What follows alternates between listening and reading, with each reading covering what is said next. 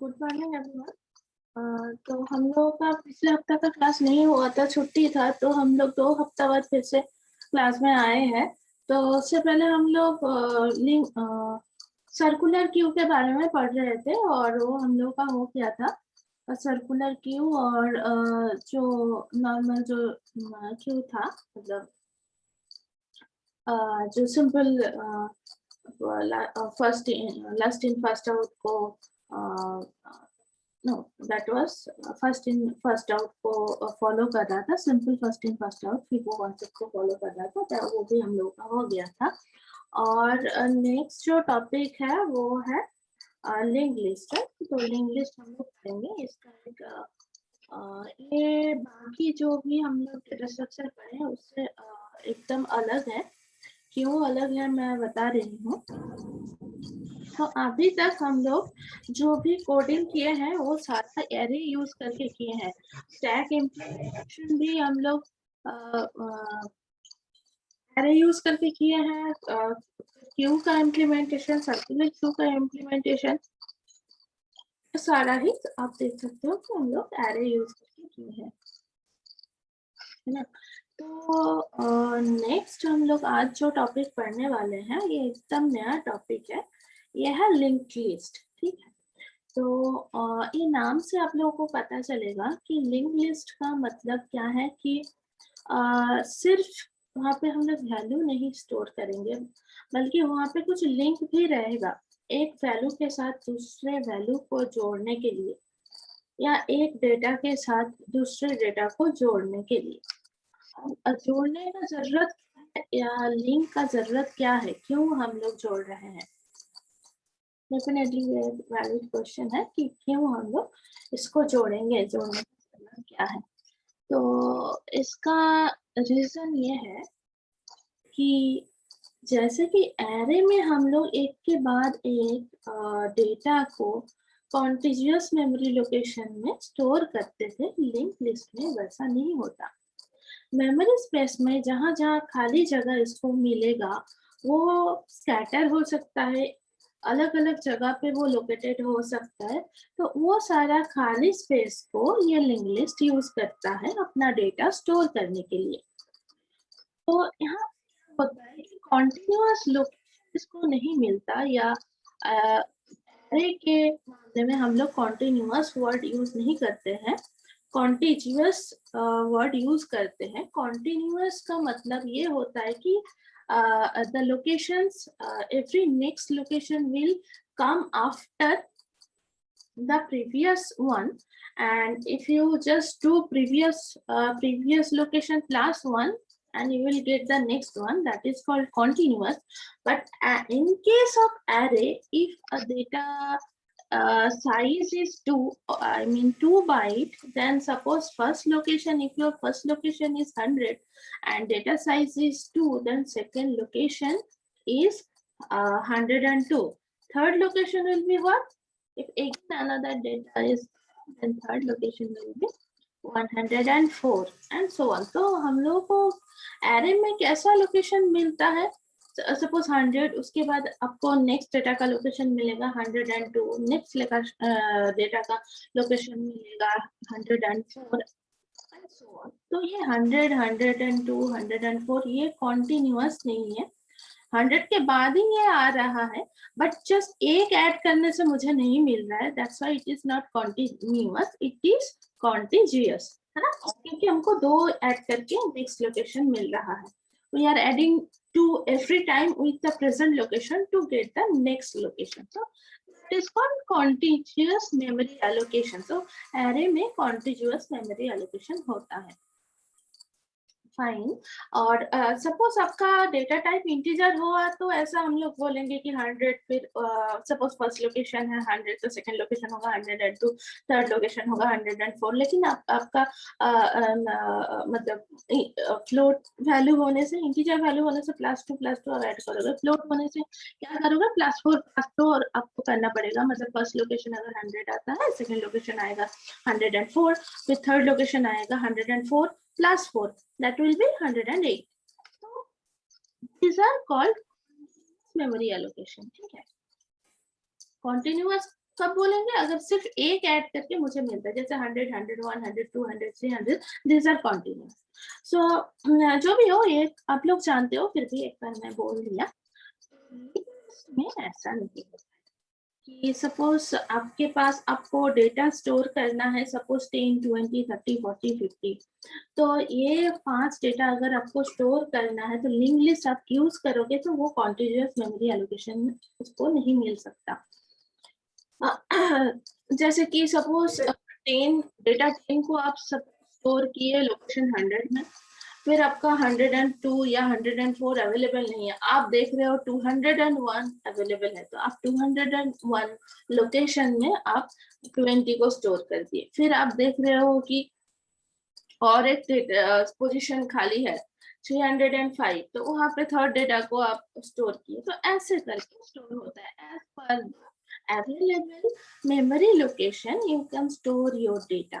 So your storage is scatter, right? तो यहाँ पे वहां पे ऐसा करके स्कैटर हो जा रहा है आपका, डिस्ट्रीब्यूट हो रहा है कि आप उसको के बाद एक एक्सेस नहीं कर सकते हो मेमोरी लोकेशन के थ्रू।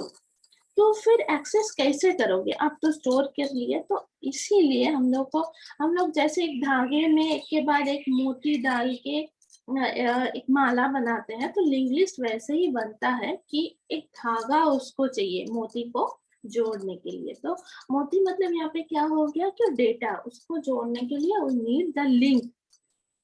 तो हम लोग का इसीलिए एक लिंक रहेगा हर नेक्स्ट डेटा को उसका प्रीवियस डेटा से जोड़ने के लिए।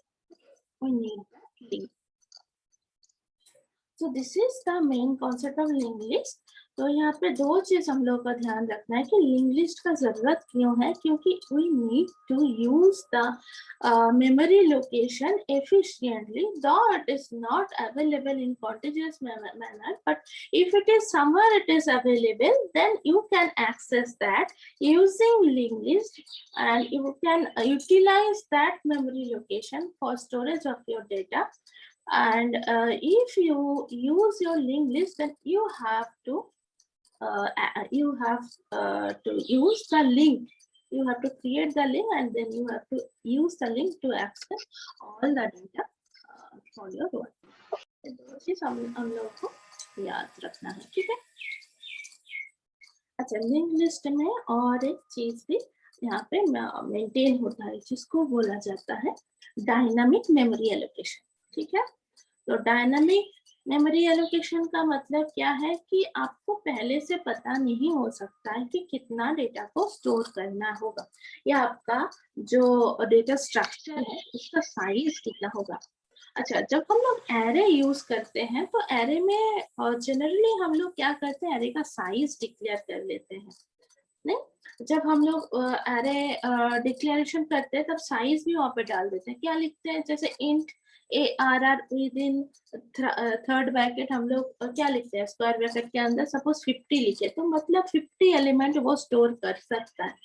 तो पहले हम लोगों को at the time of writing the code we have to decide that what will be the length of our array और length of our data structure, ठीक है? तो उस डेटा स्ट्रक्चर का लेंथ में हम लोग को पहले एज्यूम कर लेना पड़ता है। अब जब हम लोग वहां पे कुछ वैल्यू इंसर्ट करते हैं या यूजर से वैल्यू लेते हैं, वो तो रन टाइम में डिसाइड होता है कि कितना वैल्यू वहां पे लेना है। एक हम लोगों को स्पेस एलोकेट करके रखना पड़ता है, that is prior allocation, and that allocation we do at the time of compilation. So this is called compile time memory allocation. So ये स्टैटिक एलोकेशन हो गया क्योंकि पहले से हम लोग डिसाइड करके रख रहे हैं, तो ये हो गया हम लोग का स्टैटिक एलोकेशन। लेकिन मान लो आपका जो कोड आप कर रहे हो उस कोड में जब आप वैल्यू डाल रहे हो या कोई रियल प्रॉब्लम वहाँ पे आप डाल रहे हो, मतलब वैल्यू इंसर्ट कर रहे हो काइंड ऑफ थिंग कुछ एग्जीक्यूशन के लिए, तो वो डिपेंड करता है कि आपके पास कितना वैल्यू है, आपका रिक्वायरमेंट क्या है उसके ऊपर, ठीक है। कोई यूजर आया, आपका कोड का रन किया, वो 10 डेटा डाला और उसका काम हो गया। कोई दूसरा यूजर आया, आपके कोड को रन किया, उसको 20 डेटा देने का जरूरत है, तो 20 डेटा डाला, काम हो गया। तो जिसको जितना चाहिए वो उतना यूज कर रहा है, बाकी का क्या हो रहा है, वो स्टेज हो रहा है, मतलब आप मेमोरी को उस टाइम के लिए एलोकेट करके रख रहे हो जो कि यूज नहीं हो रहा है। हाँ, तो वो स्टेज हो रहा है उस टाइम के लिए, वो मेमोरी को दूसरे काम में आप यूज नहीं कर पा रहे। तो gate rid of this kind of wastage, the linked list is here to help। तो लिंक लिस्ट क्या करता है, वो डायनामिकली मेमोरी एलोकेट करता है। उसका मतलब कि आपका रन होगा उसी टाइम डिसाइड होगा कि कितना मेमोरी मुझे चाहिए। So at the time of running of the code the memory allocation happens. Code run करने के टाइम कौन सा मेमोरी एलोकेशन, जो जहाँ पे आप लोग डेटा इंसर्ट करोगे वो मेमोरी एलोकेशन रन टाइम में डिसाइड होता है। तो that is called dynamic memory allocation. तो दो चीज हम लोग यहाँ पे देखें, लिंक लिस्ट में क्या होता है। लिंक लिस्ट में it utilised the scattered memory location for the data allocation, and then the second thing, the memory is allocated here dynamically। तो दो बेनिफिट लिंक लिस्ट का है, ठीक है। ये दो एडवांटेजेस है कि मुझे जहां पे भी मेमोरी लोकेशन अवेलेबल हो, वो कॉन्टिन्यूअस हो या नहीं हो, कॉन्टिजियस हो या नहीं हो, कोई फर्क नहीं पड़ता, कहीं पे भी वो होगा तो चलेगा मेरा, तो वहां से मैं एक्सेस कर लूंगी डायनामिकल उसको क्या बोल सकते हैं, लिंक से जोड़ के, ठीक है। तो ये एक चीज हो गया। दूसरा चीज हो गया कि जो डेटा है, डेटा स्टोरेज करके लिए, स्टोरेज के लिए जो मेमोरी चाहिए वो मेमोरी आपका डायनामिकली एलोकेट होगा। That is called dynamic memory allocation which happens at the time of running of the program, and your user decides how much space is required, and you as per the instruction given by the user, your memory is allocated, the memory of the linked list is allocated। So these two things are very much important for linked list, ठीक है। तो यहाँ पे हम लोग देखेंगे कि link list है क्या नहीं है, कैसे उसको लिखा जाता है, कैसे इम्प्लीमेंट किया जाता है, ठीक है। तो यहाँ पे बोला गया English data structure includes a series of connected node. तो हर एक नोड को डेफिनेटली हम लोगों को कनेक्ट तो करना है, क्योंकि हम लोग यहाँ पे, जैसे यहाँ पे हम लोग बना लिए, यहाँ पे नोड बना लिए, फिर यहाँ पे नोड बना लिए। अब ये देख के हम लोग को पता चल रहा है कि ये तो कॉन्टिन्यूअस है नहीं, तो इसके साथ इसको जोड़ेंगे, तो फिर इसके साथ इसको जोड़ेंगे, तो मेरा हो गया लिंक, यहाँ पे लिंक हो गया। और लास्ट जो डेटा है वो किसी को और नहीं जोड़ रहा है, तो इसका जो लिंक है वो डिनोट करेगा नल को, ठीक है। लास्ट लिंक का लास्ट नोड का जो लिंक होता है तो वो क्या करता है, नल को डिनोट करता है, ठीक है। तो ये मेरा फर्स्ट डेटा हो गया, ये मेरा सेकंड डेटा हो गया, ये मेरा थर्ड डेटा होता है। तो हर एक डेटा एक नोड में स्टोर होगा। तो हर एक नोड में दो पार्ट रहता है, ठीक है। हर एक नोड में अलग से मैं दिखा रही हूँ, ऐसे एक नोड होता है, तो हर एक नोड में दो पार्ट होता है, एक होता है डेटा और दूसरा पार्ट होता है लिंक, ठीक है। तो लिंक, ये जो लिंक बनता है ये पॉइंटर से बनता है, तो ये link itself is a pointer which stores the address of the another data, ठीक है। ये लिंक क्या करता है, दूसरे डेटा का एड्रेस स्टोर करता है। यहाँ पे जैसे मैं लिखी हूँ, तो इसका थोड़ा डिटेल में ड्रॉ करते हैं। तो इसका अगर मैं डिटेल में ड्रॉ कर रही हूँ, तो ये आपका लिंक हो वाला पार्ट हो गया डेटा। तो सपोज यहाँ पे है आपका 10 वैल्यू, और सपोज यहाँ पे है आपका 20 वैल्यू, और सपोज यहाँ पे है 30। Suppose your memory location, suppose your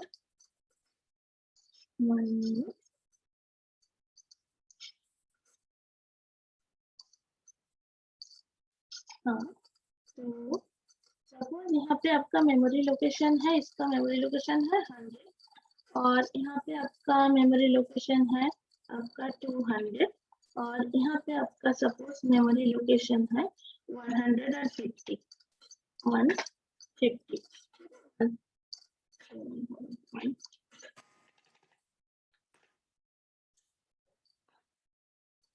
150 हो रहा है। ठीक है, ये सपोज आपका मेमोरी लोकेशन है। तो फर्स्ट लिंक, ये जो पॉइंटर वेरिएबल है ना, क्योंकि ये जो मैं बोल रही हूँ कि ये एक नोड है डेटा, लिंग्विस्टिक डेटा स्ट्रक्चर में हर एक डेटा एक नोड में रिप्रेजेंट होता है। तो नोड में दो पार्ट रहता है, एक होता है आपका डेटा, दूसरे पार्ट होता है लिंक। तो डेटा पार्ट में जो वैल्यू आप स्टोर करना चाहते हो वो रहता है, और लिंक पार्ट में क्या रहता है कि नेक्स्ट नोड कहाँ पे है, नेक्स्ट नोड कहाँ पे है उसका मेमोरी एड्रेस वो रखता है।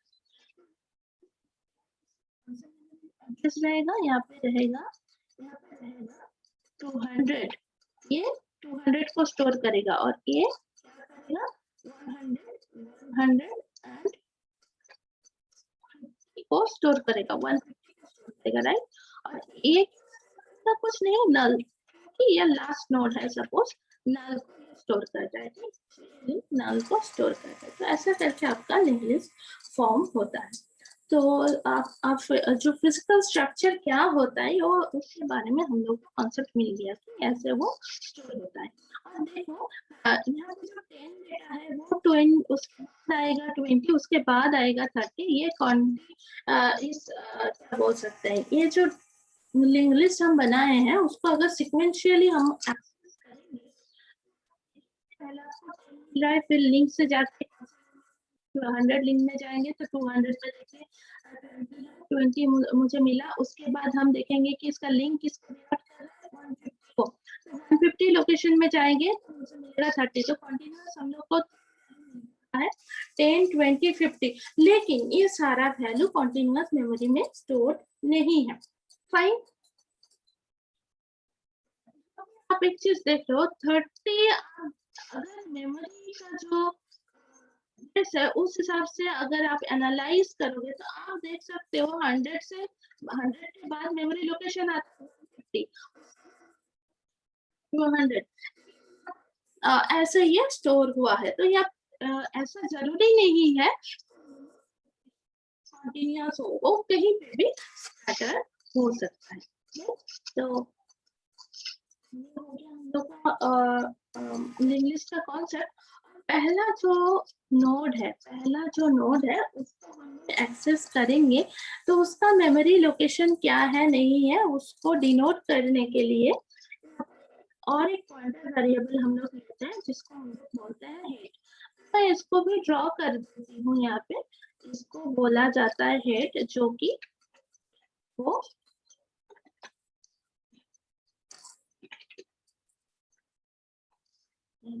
माउस काम नहीं करता। अच्छा, मैं ऐसे ही लिख दे रही हूँ, ठीक है। तो ये फर्स्ट नोड डिनोट करते हैं, फर्स्ट नोड को डिनोट करते हैं। That means, if you want to access the first node, we will take head is, तो हेड जिसको डिनोट करेगा वो मेरा फर्स्ट नोड होगा, ठीक है। तो head is itself is a pointer variable, okay. तो इतना दूर तक ठीक है।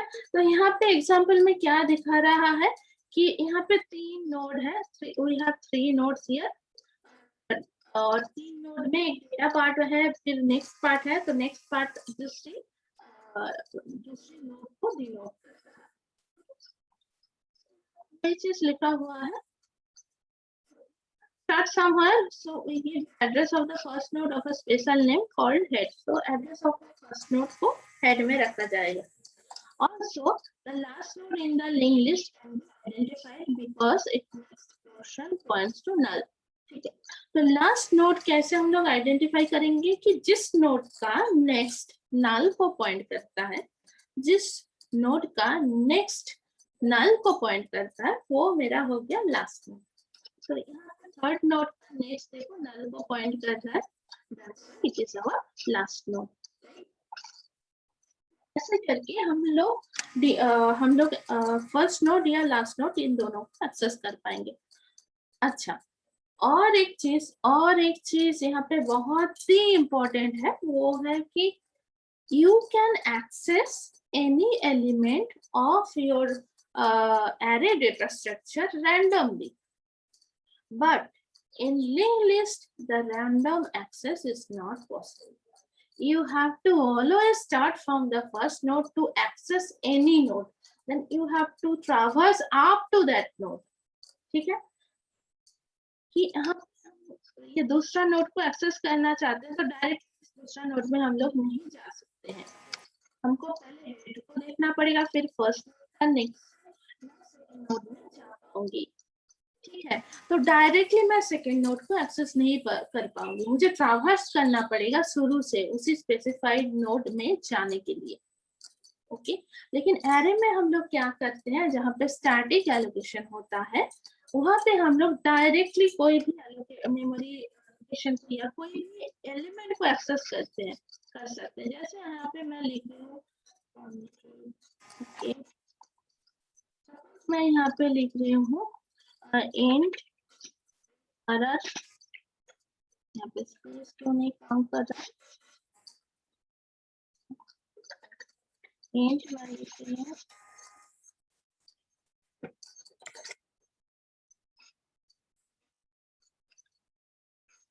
एंड मैं लिख रही हूँ सपोज ARR, और मैं यहाँ पे मतलब 5 एलिमेंट सपोज ये स्टोर कर सकता है, that is equal to suppose मैं यहाँ पे लिखा 0 फिर 2 11 6 9, ऐसा मैं अगर लिखती हूँ तो यहाँ पे 5 एलिमेंट इस एरे में है. अगर मैं लिखूंगी 2 उस लोकेशन में जो वैल्यू है उसका उसको डिनोट करेगा. 2 मतलब ये हो गया आपका 0th एलिमेंट, ये हो गया फर्स्ट एलिमेंट, ये है सेकंड एलिमेंट, सो ये the second element which is 11. So array 2 equals to what? Array 2 equals to what? Equals to, it is equals to array 2 equals to 11. तो हम लोग डायरेक्टली इसको एक्सेस कर पाएंगे, जैसे कि जिसको हम लोग बोल सकते हैं रैंडम एक्सेस कर पाएंगे एरे का हर एक एलिमेंट को, because it follows the static allocation.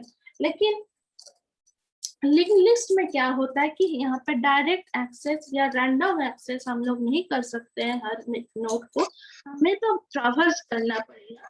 ठीक है, तो हमें ट्रैवर्स करना पड़ेगा from the first node, we have to traverse to the respective node to access that node.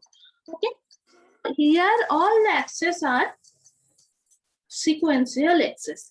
In case of linked list, all the access are sequential access, but in array the random access is available. ये बहुत ही शानदार एक concept है. Next हम लोग देखते हैं, you might have played a game treasure hunt. ठीक है, यहाँ पे एक एग्जांपल दिया है, तो ये इंटरनेट से यह नोट मुझे मिला था, तो यहाँ पे बहुत अच्छा एग्जांपल दिया हुआ है कि ट्रेजर हंट गेम आप लोग खेलते हो तो हर एक क्लू कहाँ मिलता है. जब एक क्लू आप मतलब रिवील करते हो तो वहां से आपको नेक्स्ट क्लू मिलता है कि वहां पे नेक्स्ट इंफॉर्मेशन मिलता है कि नेक्स्ट हमको कहाँ जाना है. तो जैसे कि ये लिंक के हिसाब से जैसे काम कर रहा है, तो same thing happens in link list. के बारे में बोला है कि कैसे इसको रिप्रेजेंट करना होता है. The representation is let's see how each node of the linked list is represented. So each node consist of a data item. तो एक एक नोड में दो चीज होता है, एक डेटा आइटम होता है, फिर एड्रेस होता है दूसरा नोड का। So a data item and another an address of another node. Two things are there representation में। तो उसको रिप्रेजेंट कैसे करना होगा तो वो हम लोग देखते हैं। Data item and the next node reference in a struct as this one। तो यहाँ पे जरूरत है, ठीक है। आई डोंट नो कितने लोगों को स्ट्रक्चर याद है। स्ट्रक्चर मैं आप लोगों को बोली थी कि पॉइंटर, स्ट्रक्चर, फंक्शन, ये सब पहले से पढ़ के क्लियर करके रखने के लिए सी का सारा कॉन्सेप्ट यहाँ पे यूज होता है। So all the basic knowledge are required to understand this subject.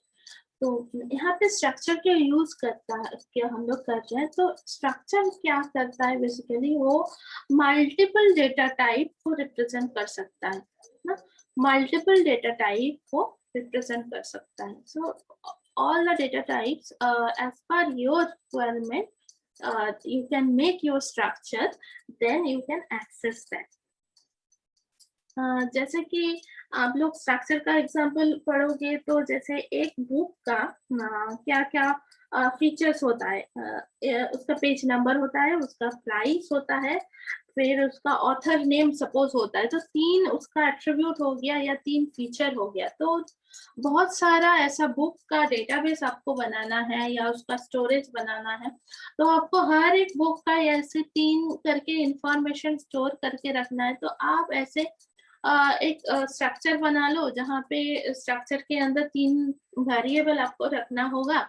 एक होगा इंटीजर जो कि डिनोट करेगा पेज नंबर को, दूसरा होगा सपोज द स्ट्रिंग जो डिनोट करेगा आपका बुक का ऑथर नेम को, तीसरा हो सकता है कि आपका बुक का प्राइस जो फ्लोट वैल्यू में हो सकता है कि इतना 105 रुपीज या 105.5 रुपीज ऐसा करके, क्योंकि वहां पे डेसिमल पॉइंट भी हमको रिप्रेजेंट करना हो सकता है। That's why we need the float. तो ऐसे तीन हर एक बुक के लिए अगर आपका ऐसे तीन इंफॉर्मेशन रखना है तो तीन वेरिएबल चाहिए। उन तीन वेरिएबल को टुगेदर आप बाइंड कर लो एक साथ, वो हो गया स्ट्रक्चर। तो ऐसे स्ट्रक्चर के अंदर उसको बाइंड कर लेने से वो हम लोग बोल सकते हैं कि वो एक यूनिट हो गया, या you are just creating a structure variable। उस टोटल यूनिट को हम लोग स्ट्रक्चर वेरिएबल बोलेंगे। उस स्ट्रक्चर वेरिएबल के अंदर तीन तीन वैल्यू रहेगा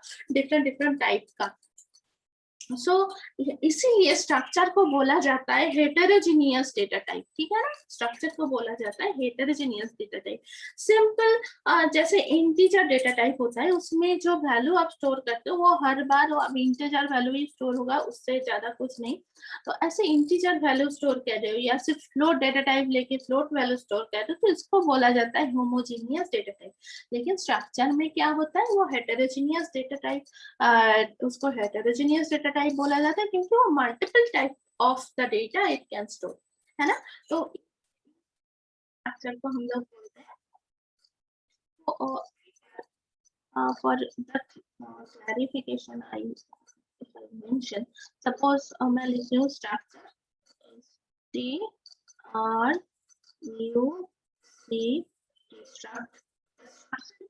करने के लिए, जैसे इंटीजर करने के लिए हम लोग क्या लिखते हैं,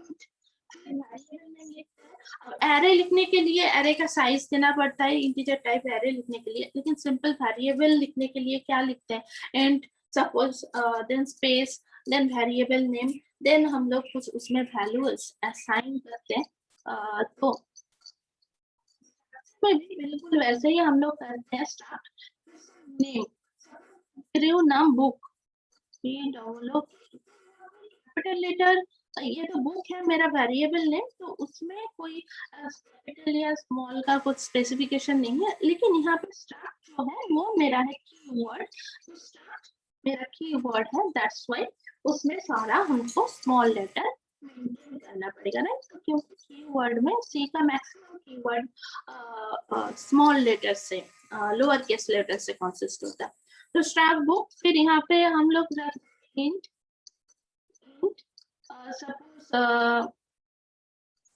सपोज मैं लिख रही हूँ, क्या लिखो, पेज नंबर मैं लिख रही हूँ फ्लोट, फ्लोट मैं लिख रही हूँ प्राइस, ठीक है, प्राइस मैं लिख सकती हूँ स्ट्रिंग, और अरे हम लोग को लिखना होता है तो स्ट्रिंग डेटा टाइप तो सी में अवेलेबल नहीं है, आप लोग जानते हो जावा में स्ट्रिंग डेटा टाइप अवेलेबल है, यहाँ पे string specific data type available नहीं है। तो हम लोग क्या करते हैं, बेसिकली कैरेक्टर एरे डिक्लेयर करते हैं स्ट्रिंग को, मतलब स्ट्रिंग को दिखाने के लिए कि कैरेक्टर एरे हम लोग डिक्लेयर करते हैं। तो मैं लिख सकती हूँ यहाँ पे कैरेक्टर चेंज, मैं लिख सकती हूँ ऑथर नेम, तो मैं लिख दूँ a name within the bracket मैं लिख रही हूँ जो ऑथर का नेम 10 से ज्यादा नहीं होगा, आई थिंक ऐसे सपोज ज्यादा नहीं होगा, तो ये टू वेरिएबल, देखो मैं यहाँ पे ब्रैकेट को क्लोज किया, कर्ली ब्रैकेट को क्लोज किया, फिर यहाँ पे सेमीकोलन दिया, तो ये सारा चीज टुगेदर एक वेरिएबल के हिसाब से दिया होता है, इसको बोला जाता है स्ट्रक्चर वेरिएबल। इस वेरिएबल का नाम क्या है, या इसको वो एक्चुअली डेटा टाइप के हिसाब से डिनोट होता है। तो ये स्ट्रक्चर डेटा टाइप है, इस डेटा टाइप का टोटल नेम है struct book, total data type का नेम है मेरा स्ट्रक्ट बुक, जो नेम आप लिखे हो यूजर डिफाइन है। फिर अगर आप लिखते हो यहाँ पे स्ट्रक्ट STRUCT स्ट्रक्ट, फिर आप लिख रहे हो book, struct book, suppose start book, suppose B1 आप लिख दो, start book B1, और यहाँ पे नहीं होने से यहाँ पे start लिखने का भी जरूरत नहीं है। If you suppose not write start book B1, that means B1 में जितना भी वैल्यू होगा, B1 में क्या क्या वैल्यू रहेगा, B1 में रहेगा पेज नंबर, B1 में रहेगा प्राइस, B1 में रहेगा ऑथर नेम। B1 वेरिएबल है, वेरिएबल है, ये स्ट्रक्चर टाइप वेरिएबल है, नाम है struct book, it is the variable name, it is a data type and the variable name is B1। तो B1 वेरिएबल का साइज कितना होगा, the total size of these three things is page number, उसका size है suppose 2 bite, float price इसका size है suppose 4 bite, और character a name, and then it will size of each character is what, it is 1 byte, so total size will be 10, 1 into 10 is 10, तो इसको हम लोग +4 + 2 is 16, तो B1 size होगा, B1 का साइज होगा 16।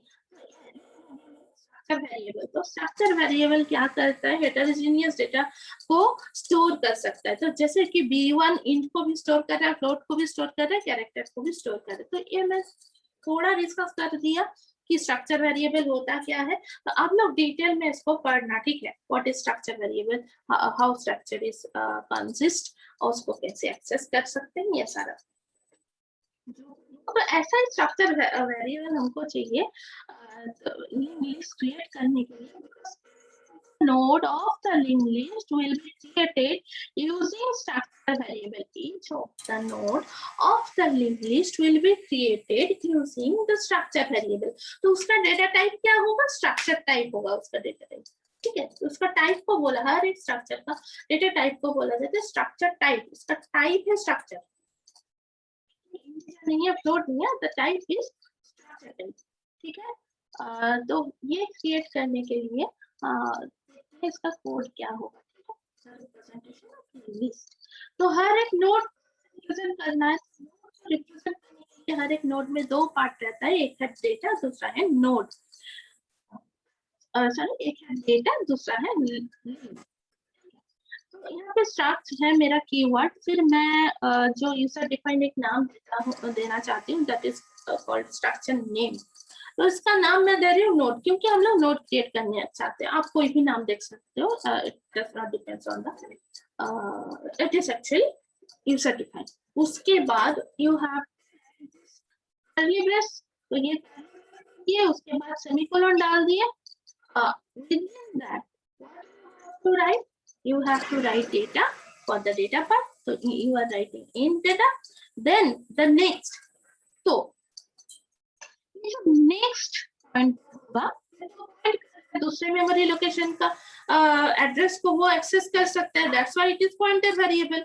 दैट्स व्हाई हम लोग यहाँ पे लिखे हैं स्टार्ट. ये पॉइंटर वेरिएबल है इसलिए हम लोग लिखे हैं स्टार्ट. और जो नेक्स्ट पॉइंटर है उसका नाम है नेक्स्ट. ये भी यूजर डिफाइंड. नेक्स्ट का कारण क्या है हम लोग को पता चल गया. ठीक है. उसको डेटा टाइप लिखना होता है. स्ट्रक्ट नोड यहाँ पे हम लोग लिखे हैं. स्ट्रक्ट नोड क्यों लिखे हैं? इंटीजर नहीं लिखे, फ्लोट नहीं लिखे, स्ट्रक्ट नोड क्यों लिखे हैं? क्योंकि हम पहले ही बोले हैं कि स्ट्रक्चर यूज करके जो भी हम लोग वेरिएबल क्रिएट करते हैं उसका टाइप को बोला जाता है structure type. And total type is this thing. This is type. This is our data type which is heterogeneous, है ना. तो यहाँ पे हर एक स्ट्रक्चर वेरिएबल का डेटा होता है स्ट्रक्चर टाइप. फाइन. अब ये जो नेक्स्ट पॉइंटर है वो किसका मेमोरी लोकेशन को डिनोट कर रहा है? वो एक स्ट्रक्चर टाइप वेरिएबल का मेमोरी लोकेशन डिनोट कर रहा है. तो स्ट्रक्चर टाइप वेरिएबल का मेमोरी लोकेशन अगर वो डिनोट करता है तो उसका डेटा टाइप भी होगा structure type which is itself struct node. हाँ, उसका डेटा टाइप है स्ट्रक्ट नोड. समझ में आया? लोग अगर मैं यहाँ पे लिख int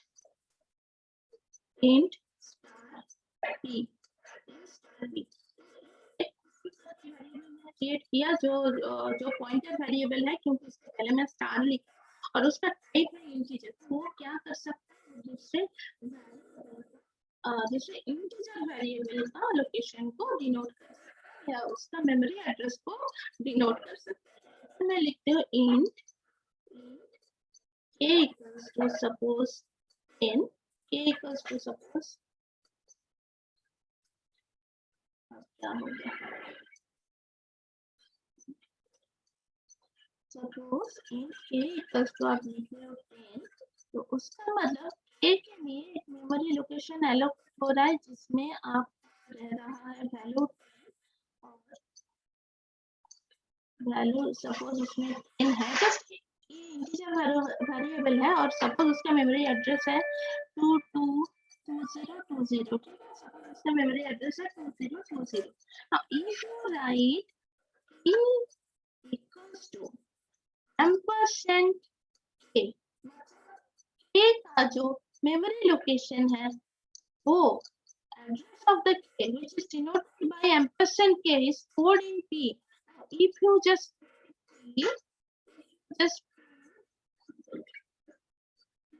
f आप को तो आप